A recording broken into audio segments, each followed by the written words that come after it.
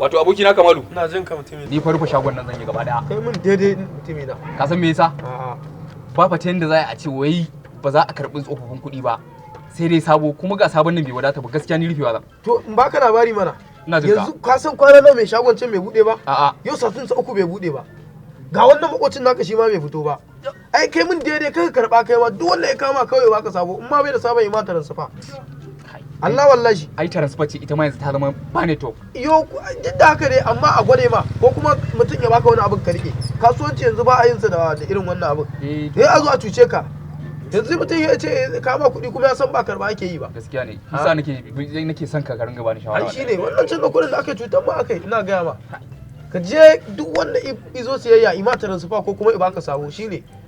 Ba a yin kasuwanci yanzu da haka. Wallahi ni da rufewa zan. A kakka rufe. A ba ai kakka rufe. Shikenan ba damuwa. Kakka rufe ai. Za mu dan jarraba mu kai. A jarraba ne ai amma duk wanda ya kawo kuɗi kama fara tambayar mutum nawa ce sabuwa ce ko tsohuwa ce shine. To ai sababbin ma ba su wadata ba. Yi amma dai yanzu akwai sa hannun mutane kaɗan. Assalamu alaikum. Wa alaikum salam. Mami. Ya kasuwa. Alhamdulillah. Ya sabogin nan. A kai zan tambaya kasuwa. Ai kasuwa ta dauke. Lemo zaka bani da ayaban nan. Na nawa za baka? A hada mun na 500 da ayaban nan. 500 da ayaba. Bismillah. Yawwa, masha Allah. Yawwa. 500 ko? 500. To gashi godiya nake. Wa. Ai wallahi ba zan karbi wannan tsohon kuɗin ba. Sam, hauka ake? Ai sabo za a ban.